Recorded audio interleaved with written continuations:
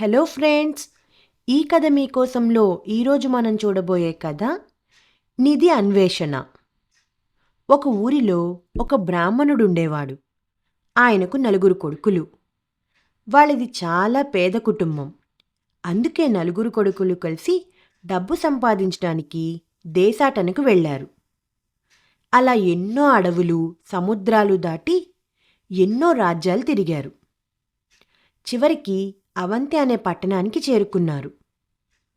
ఆ పట్టణంలో ఉన్న సిప్రా నదిలో స్నానం చేసి మహాకాళిని ఆరాధించారు.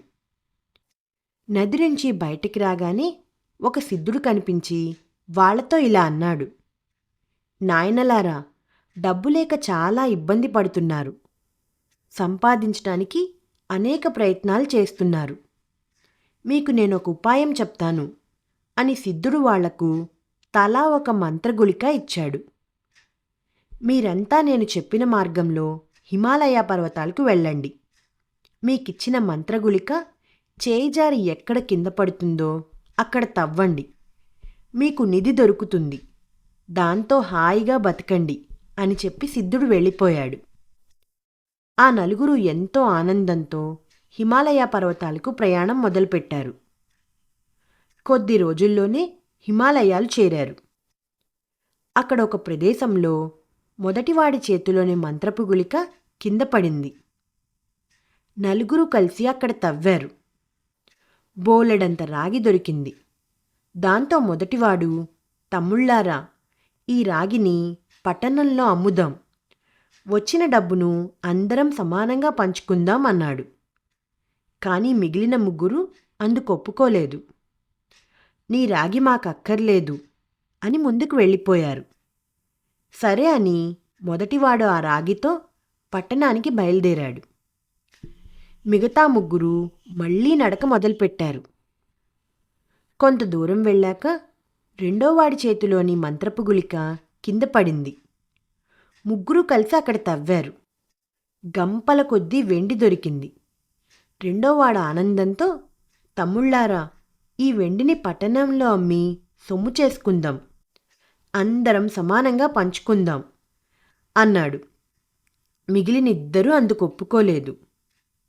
నీ వెండి మాకక్కర్లేదు అని వాళ్ళు ముందుకు వెళ్ళిపోయారు. సరే అని రెండోవాడు ఆ వెండితో పట్టణానికి వెళ్ళిపోయాడు. కొంత దూరం వెళ్ళాక మూడోవాడి చేతిలోని మంత్రపు గుళిక కింద పడింది. 2 కలిసి అక్కడ తవ్వారు.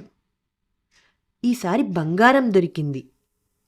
మూడోవాడు నాలుగోవాడితో, సోదరా, ఈ బంగారాన్ని పట్టణంలో అమ్మి సొమ్ము చేసుకుని ఇద్దరం సమానంగా పంచుకుందాం అన్నాడు. నాలుగోవాడు అందుకు ఒప్పుకోలేదు. నీ బంగారం నాకు అక్కర్లేదు అని ముందుకెళ్ళాడు. సరే అని మూడోవాడు ఆ బంగారంతో పట్టణానికి బయలుదేరాడు. నాలుగోవాడు ఒంటరిగా కొంత దూరం ముందుకెళ్ళాడు. బాగా అలసిపోవడం వల్ల సిద్ధుడు చెప్పిన దారి మర్చిపోయాడు. మరో దారిలో కొంచెం ముందుకెళ్ళాడు. అక్కడ ఒక వ్యక్తి నిలబడి ఉన్నాడు. విచిత్రం ఏంటంటే ఆ వ్యక్తి తలపై ఒక చక్రం గాలిలో తిరుగుతూ ఉంది. ఆశ్చర్యపోయిన నాలుగోవాడు, ఆ చక్రం నీ తల మీద ఎందుకుంది అని అడిగాడు. ఆ చక్రధారి ఇలా చెప్పాడు: ముందు దొరికిందంతా వదిలేసి రత్నాలు, వజ్రాల ఆశతో ఇక్కడ వరకు వచ్చాను. కానీ ఇక్కడ అలాంటివి ఏమీ లేవు. కానీ ఒక మనిషి కనిపించాడు. వాని తలపై ఉన్న చక్రం నా తలపైకి వచ్చింది. అప్పటినుంచి ఇక్కడి నుంచి కదల్లేకపోతున్నా. అంతవరకు ఉన్న వ్యక్తి వెళ్ళిపోయాడు.